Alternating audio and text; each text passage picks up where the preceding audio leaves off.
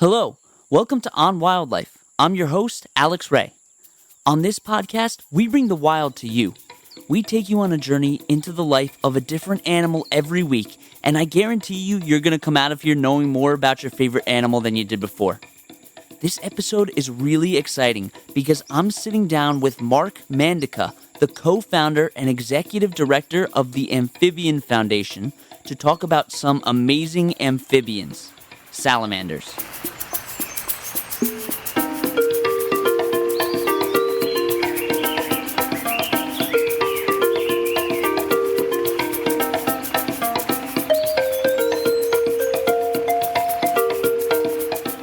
So salamanders are an extremely diverse group. There are over 600 different species. And you may look at them and think that they're just lizards, but lizards are actually reptiles, while salamanders are amphibians. Most amphibians spend part of their lives in the water and part of their lives on land. Some species, such as the axolotl, live exclusively in the water. Now, a large amount of salamanders are found in North America, but they can also be found in parts of Europe and Asia. And they like to hang out near the water and under rocks and other locations where it's kind of moist, and this is because of their skin. Salamanders need to keep their skin moist, so they can't really come out of hiding when the sun's beating down on them. This is one of the reasons why a lot of salamanders are actually nocturnal. The large number of salamander species means there's a whole lot of variety. For example, the largest salamander species is called the giant salamander. It can get up to 4 feet long and weigh around 60 pounds, while the smallest salamander, a species of pygmy salamander, is only half an inch in length. Salamanders are also carnivorous, meaning that they only eat meat. And they can eat all sorts of animals like worms, insects, and sometimes even fish, depending on the species. Tiger salamanders have even been known to be cannibalistic. They eat other individuals of the same species, and research shows that they're less likely to eat other salamanders if they grew up near their relatives. And scientists think that this might be due to the fact that they're taking other individuals that aren't related to them out of the population, meaning that they're reducing the amount of competition. They want all the offspring in the population to have similar genes to them. Speaking of offspring, most salamanders lay eggs, but they don't look like the eggs of snakes and lizards. First of all, they're laid in water, not on land. And second, they don't have a hard outer shell. They kind of look like clumps of clear jelly with black dots in the middle of them, and those black dots are the embryos. And females can lay a lot of eggs at a time. Depending on the species, they can lay over 200 eggs. Some salamanders lay their eggs in places called vernal pools, and these are temporary bodies of water that are caused by rain. And these vernal pools are really important because they're temporary, meaning that fish who like to eat salamander eggs can't live there. So you've probably noticed by now that salamanders are a little weird, but it gets weirder. Certain types of salamanders, called ulms, live in caves in complete darkness, and they have no pigment in their skin, and they're completely blind. The fact that they're blind may have to do with saving energy. They don't have to put any energy into trying to see in an environment where it's completely dark, so they can spend it on other things. But they do have some really cool abilities that make up for their lack of eyesight. They can sense the electricity that other animals give off underwater, and they can also sense changes in pressure that occur in the water. Needless to say, salamanders are really cool. But there's still so much to learn. We're going to take a short break, and when we get back, I'm sitting down with Mark Mandica, who's going to give us some more insights about these awesome animals.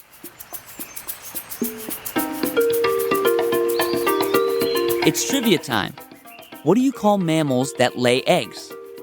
A. Marsupials, B. Primates, C. Endotherms, or D. Monotremes?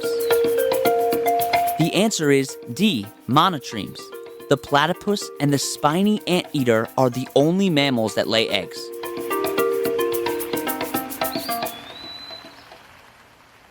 Hi, Mark. How are you doing today? Doing great. Happy to be here. Awesome. I really appreciate you coming on to tell us all about salamanders. All right, so let's get started. Yeah. So before we actually get into salamanders, can you just talk a little bit about yourself? Absolutely. I've focused most of my attention these days on amphibian conservation. When growing up, though, I never really saw any amphibians because I lived in suburban New Jersey. Been about 150 years since there had been amphibians around there. Mhm. So I don't know how I became like this, but it's my pleasure to work with them today. That's great.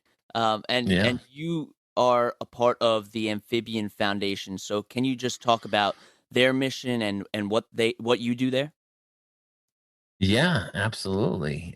So my wife and I started the Amphibian Foundation just over 4 years ago, primarily because amphibians are declining very rapidly, going extinct, and we felt like we could do more. We felt like not enough was being done.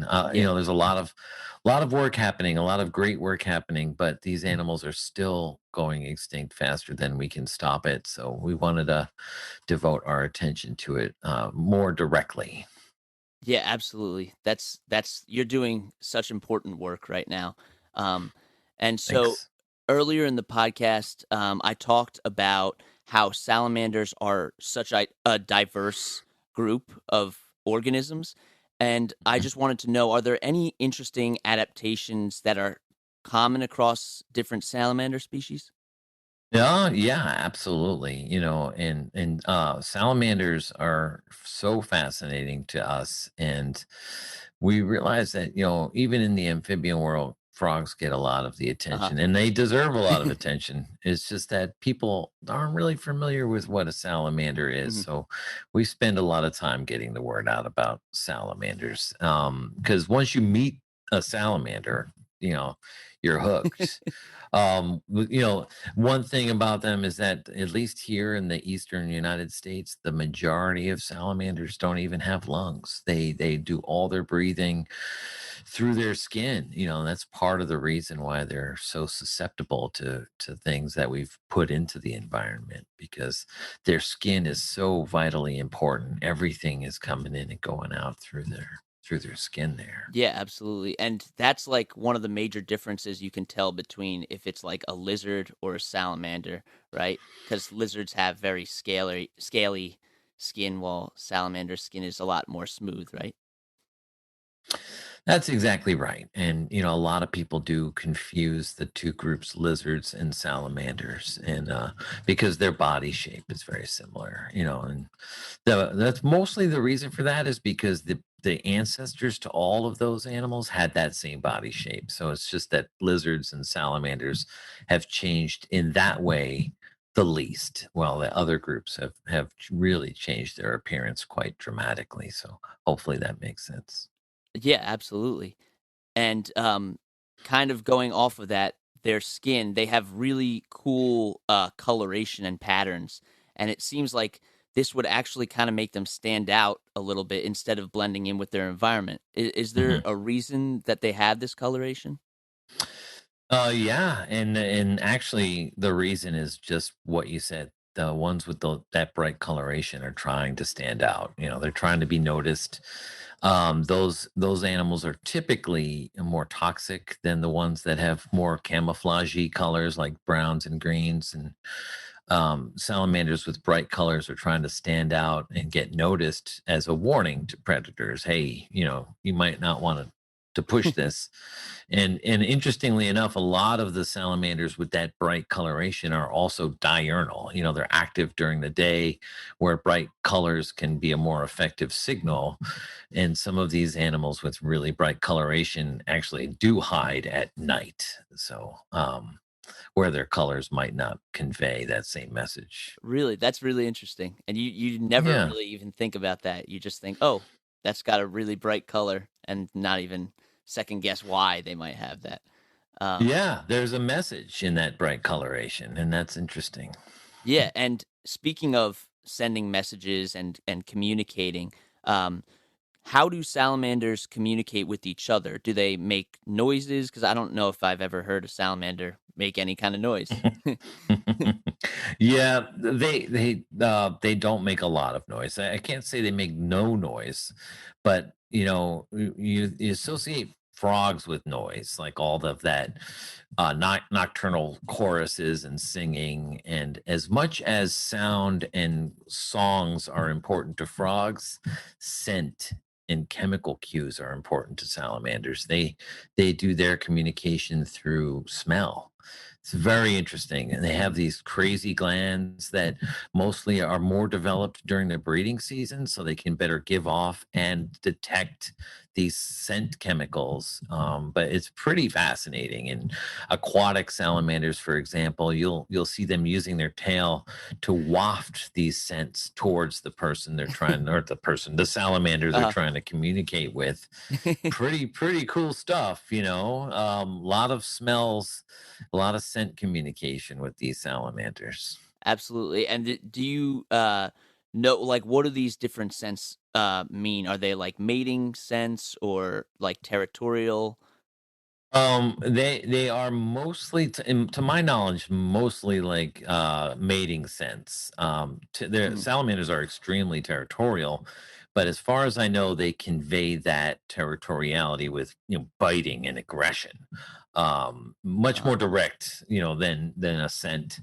But the salamander species have a choreography to their mating that involves scent and this very predictable choreographed breeding courting complex, that's all meant to make sure that the male and the female are on the same page. They want to go ahead and do this.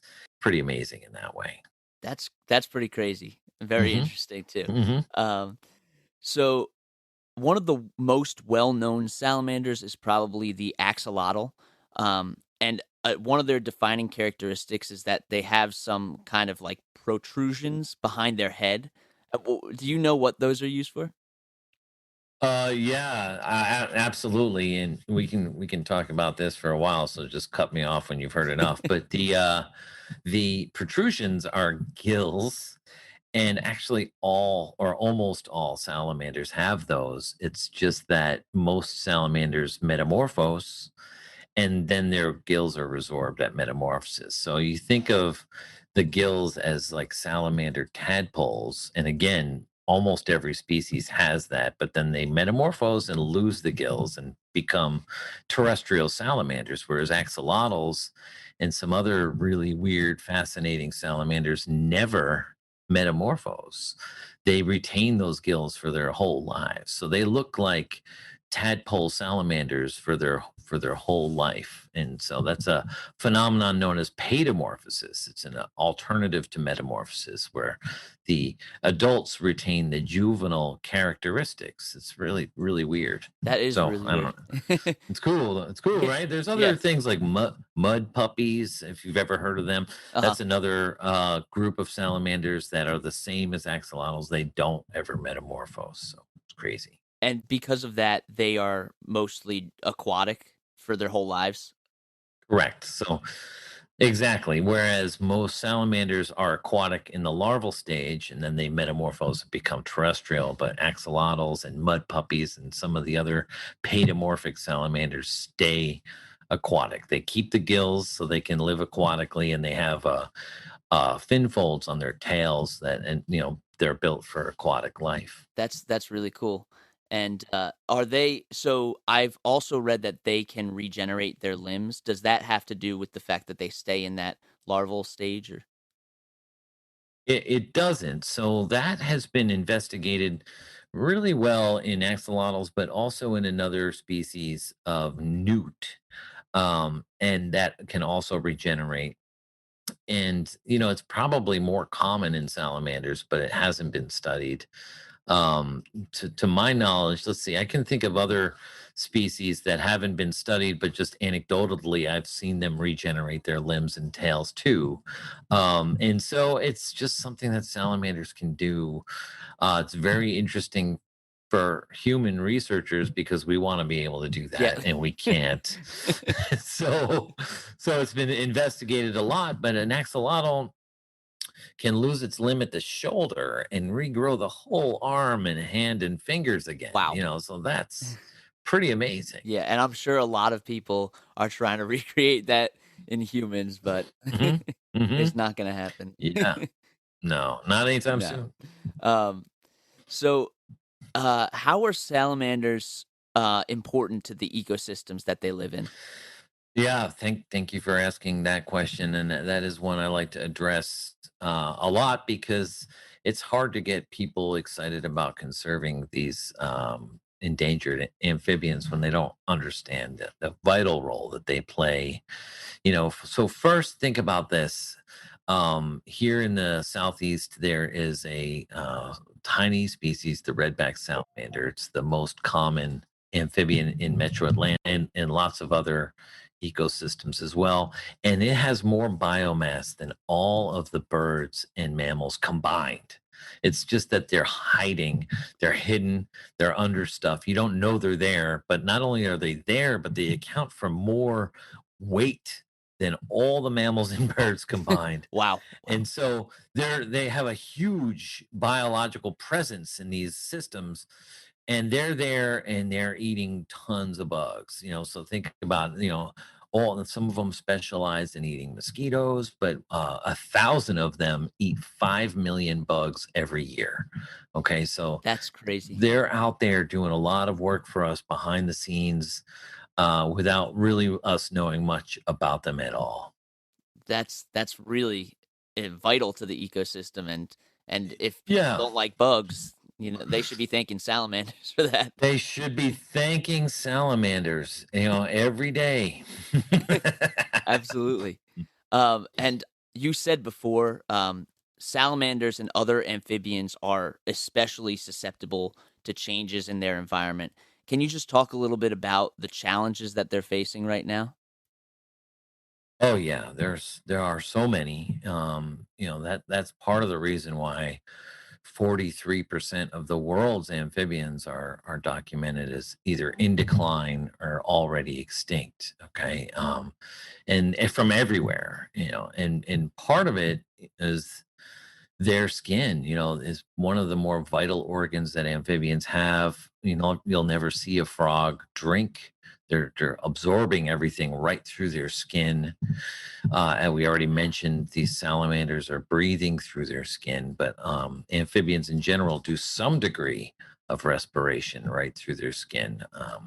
But some salamanders do 100% of it.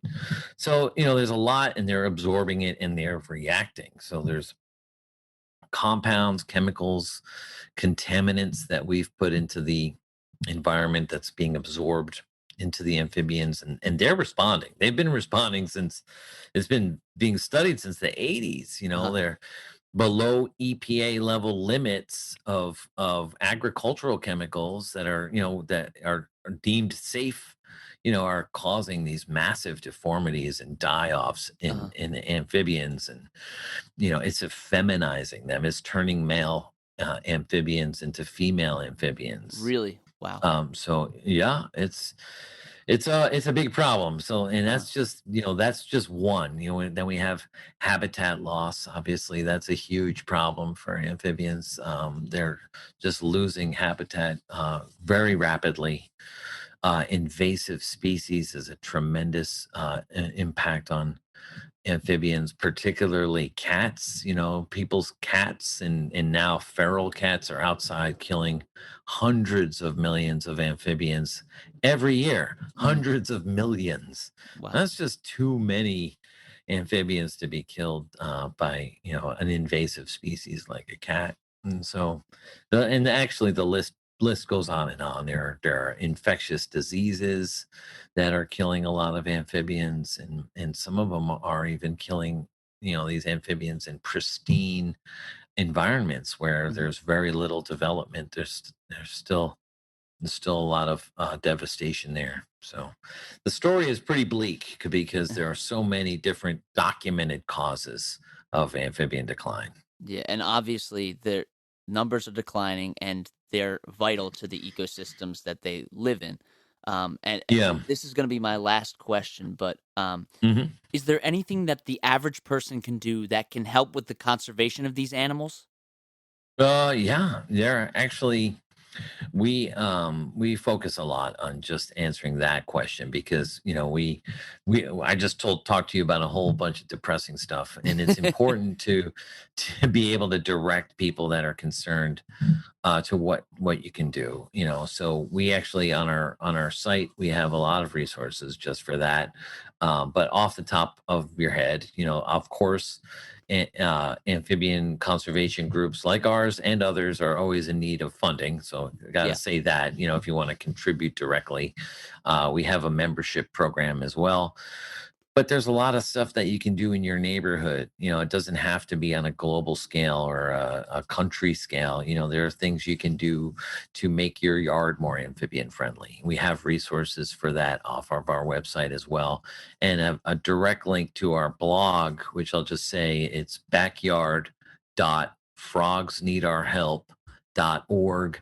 That link will take you directly to a growing list of resources that I've been putting together probably for 10 years about ways to make your yard more amphibian friendly and Wow. things you can do to encourage amphibian, because if you're encouraging amphibians, you're also encouraging other wildlife too.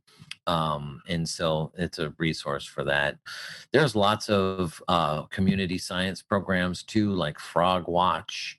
If you want to spend, an hour a month monitoring amphibians in your area and contributing that data to a larger program, look up Frog Watch. But again, on our main website, amphibianfoundation.org, we go through a list of those ways that you can get further involved. That's really great, and I personally would love to have a bunch of amphibians in my backyard. Yeah, it's great, and we live in Atlanta, so we don't actually have that much amphibian going on in our yard, but we encourage what we can for sure. Yeah, absolutely. Well, Mark, thank you so much for coming on the podcast. You brought us some amazing and important insights into the lives of salamanders. So thank you. It's my pleasure. All right. Thank you very much for inviting me.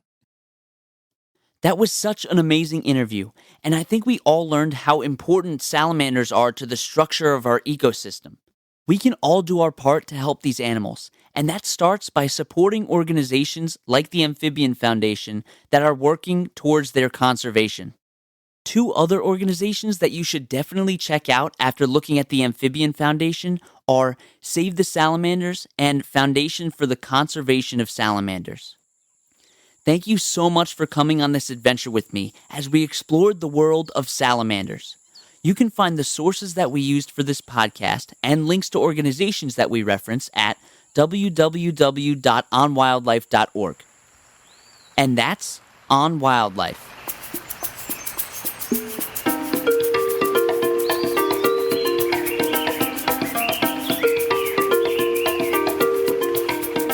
You've been listening to On Wildlife with Alex Ray, brought to you every Wednesday.